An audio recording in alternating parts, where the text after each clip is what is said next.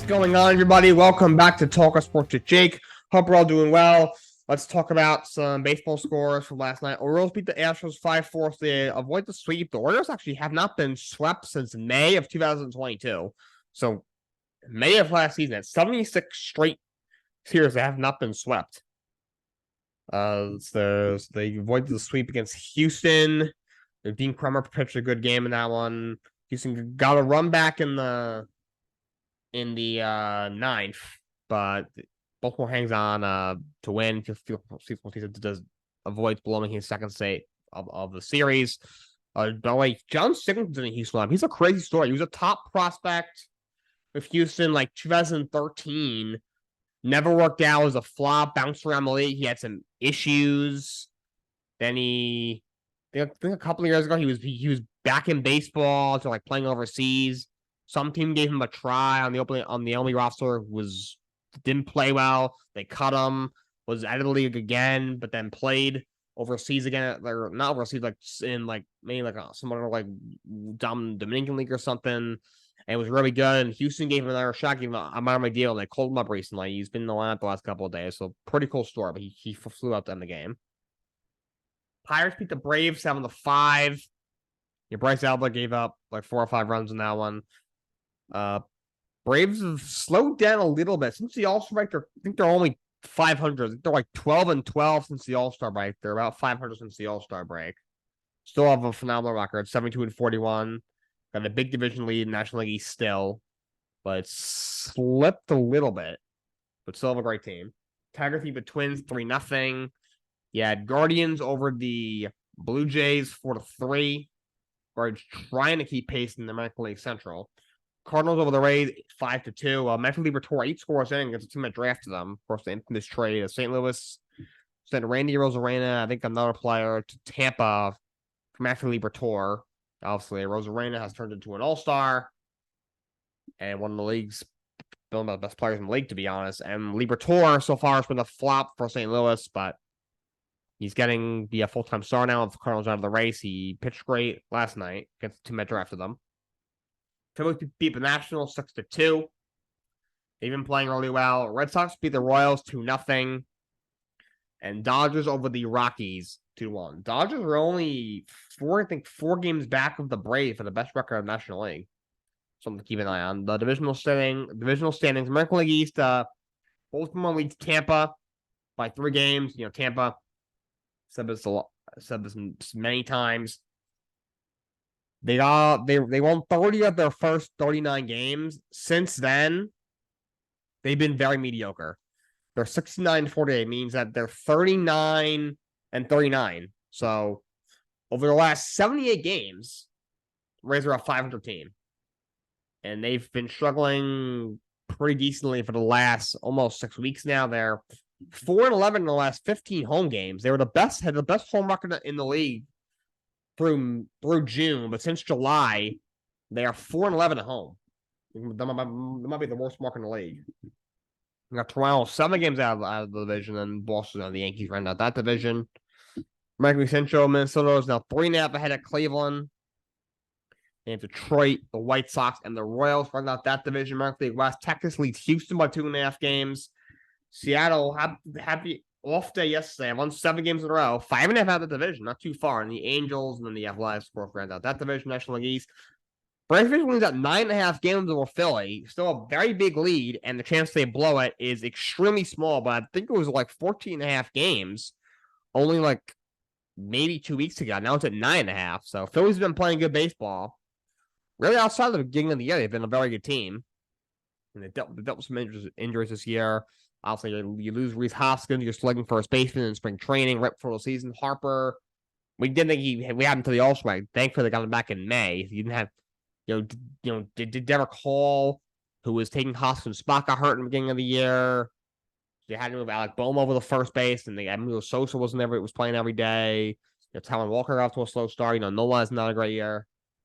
But they've been playing well lately. Then you got Miami and then the Mets, and the Nationals ran out that division. National League Central, Milwaukee still 2.5 games up on the Cubs and Cincinnati, with Pittsburgh and St. Louis running out that division. National League West, Dodgers now lead the San Francisco Giants by 6.5 games in the National League West. Dodgers have won 9 of 10 each of the last 5. Arizona's lost 8 in a row. They've fallen out of the division. And San Diego and Colorado round out the National League West. In the wild card, American League, Tampa's the first wild card still. They're 4 games up on Toronto. Houston, second spot in Toronto. Toronto lost last night, so Seattle's only a game and a half out of the playoffs. You got Boston at 4 games out, and the Yankees at 5 games out. And then the Angels 6.5 out, then Cleveland, Detroit, the White Sox, Kansas City, and Oakland are at it. Cleveland, obviously, is only 3.5 out of their division, so the Hypothetical could sneak in if they could steal the division, but that's their only hope. And Detroit, White Sox, Kansas City, and Oakland are pretty much cooked. National League, Philadelphia's got the first wild card right now. They're a game and a half ahead of San Francisco. San Francisco has the second wild card. They're 2.5 games ahead of Miami. Miami is still the last spot in the National League right now. They're a half game ahead of the Cubs in Cincinnati. Arizona is 2.5 out. San Diego is 4.5 out. And I'm at 7 games out. And then Pittsburgh, 7.5. And then St. Louis, Washington, and Colorado are pretty much done. Now, pretty much they are done. There's no shot for them. Got a Milwaukee Bucks star player Giannis Antetokounmpo is not going to play in the FIBA tournament for his home country of Greece. He had like a routine knee surgery, clean up, nothing too bad, but he's still recovering from it. There was a report that came out yesterday he was going to try and test it out to see, but it came up this morning that he would not. Because of the recovery from the surgery, he's not going to play in the FIBA. Basically, Greece is doomed. I don't think there's another NBA player that anyone's ever heard of that's come out of Greece. I can't think of any. The NBA games that are going to happen on Christmas and opening night have been announced. Opening night will be Lakers Nuggets, a rematch of the Western Conference Finals, which had the Nuggets sweeping the Nuggets en route to an NBA championship.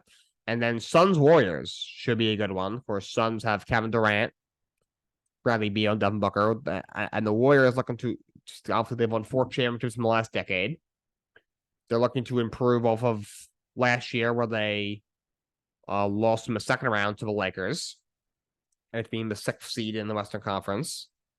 Obviously, KD faces the Warriors, where you won 2 championships, so those both should be good games. Christmas Day games in the NBA, which Christmas Day in NBA, by the way, is a lot of fun. The games are always really good. The matchups are always really good.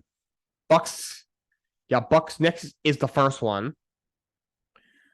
I'm actually very excited the Knicks are playing on Christmas. They haven't done it in a while. I remember a while ago, years ago, this is probably had to be maybe even 8 or 10 years ago. The Knicks played on Christmas. They got crushed. They were off when they were really, really bad. That was towards the end-ish of Carmelo's tenure. It was that long ago. I remember they played. Maybe it was the Lakers with Kobe. Maybe it was Miami when they had LeBron. I forget. They played when the Knicks sucked, and they played a really good team. I was like, all right, they're probably going to lose, but hopefully it's a close game. Christmas Day, everyone's nervous. Maybe it'll be a close game. They got blown out. I was like, really? Come on. I'm happy Knicks are playing on Christmas. That'd be a lot of fun. You have Sixers Heat, should be a good game. The Heat, I don't know what they're going to look like. I'll do my NBA preview closer to the season. That won't be probably for at least another month.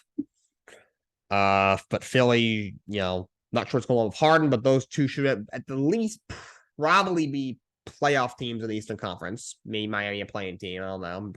Will at least be top 8 teams in the Eastern Conference, if not top 6. Celtics Lakers, of course, oldest rivalry in basketball. Celtics should be a championship contender. The Lakers could be as well. Also that should be a good game. Mavericks and Suns, a rematch of the Western Conference semifinals 2 years ago, where Dallas came back and won that series. Dallas crushed Phoenix on their home court at home in Game 7. Luka had like 30 in the first half. Famous thing with the whole famous meme of Chris Paul draining a 3, cut the lead to 42 in like the 4th quarter. Then the Warriors Nuggets is nightcap. Should be a good game. Denver Nuggets, you could argue should be favored to win the championship again. If not, they'll be one of the top teams in the league. And the Warriors should at least be a playoff team.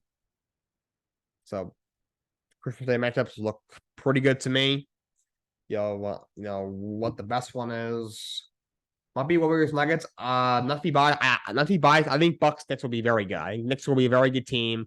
Bucks, regardless of what you think will happen in the playoffs, if they'll be healthy, can they win? Can they win the playoff game? The new coach, Bucks will be still on top teams in the league. So that should be a great game. So those are the NBA games on Christmas Day and then on opening night. Got Bob Myers, the former Golden State Warriors lead executive who built the Golden State Warriors dynasty. He recently stepped down. He's never going to deal with ESPN to be an analyst for NBA Countdown. So he's still working in the NBA, but just as a TV guy, opposed to in the front office. And not too much else. There's not too much else to talk about right now. The Mountain West Conference. If the ACC adds Cal and Stanford from the Pac-12, the Mountain West Conference will most likely add Oregon State and Washington State, and that would, I believe, completely wipe out the Pac-12 like altogether. I think, I think there's 4 teams left, and if Cal and Stanford go to the ACC, and then Oregon State and Washington go to the Mountain West, by the end of next year, we could head into 2025. The Pac-12 could literally be dead. They literally mean that they may not have a single team by end of next year. And honestly, I don't think they will. The Pac-12 is a complete dumpster fire. I'm trying to find out more information on it. I've been reading some stuff on them. Sometime next week, it might even be maybe even on Monday. I might like, all right. For those of you wondering, this is why the Pac-12 is just disintegrating. The Las Vegas Raiders are signing Damian Williams from our Chiefs back. Hasn't been relevant in a year or two, but a couple of years with the Chiefs, he played really well, especially in that Super Bowl. The last thing before I have one quick announcement, then we're actually going to close this out. Doing a short show today is too much to talk about, but I just wanted to get a couple of things out there for you guys. There was a report that came out that Phil Mickelson bet on the Ryder Cup on USA to win, the World Cup that he played in 2012. Apparently, there was a report that he lost over $1 billion in betting. Phil came out and said that he did not bet on the Ryder Cup in 2012. He said, I would never, something like I would never like endanger the integrity of the game. It's not what he said word for word, but something along those lines. He denied it. Whether you believe or not is up to you guys. Phil to me is he's always been a first class guy. And there's been a couple of things the whole thing with those comments on when he was thinking about going to Live Tour and Saudi, he kind of got slammed for that. I didn't love the way he said it, but I did think the Iraq was a little much. He basically said, "Oh yeah, Saudi Arabia is an awful country, but I'm still gonna but I still might play for Live because of a great opportunity." It's like, well, you just crapped on their country. Why are you gonna go play for them? Why are you gonna go play for a league that's backed by the country? The way he said it was a little odd. I think he worded it that well, but what he said wasn't exactly bad. He wasn't wrong. I mean, something he said about the country of Saudi Arabia was true. Just how they treat certain people and just the way things weren't wrong. And the whole thing is a great opportunity. It's not it like I've said in the past. I don't have that much of a problem with the Live Tour. Like, if I'm a professional golfer, I'm thinking, all right, I can make a lot more money than I'm making on the PGA Tour. I might make $10 million a year. I get to play in less events a year. I get to play 3 days. Oh, the event of 3 days instead of 4 days.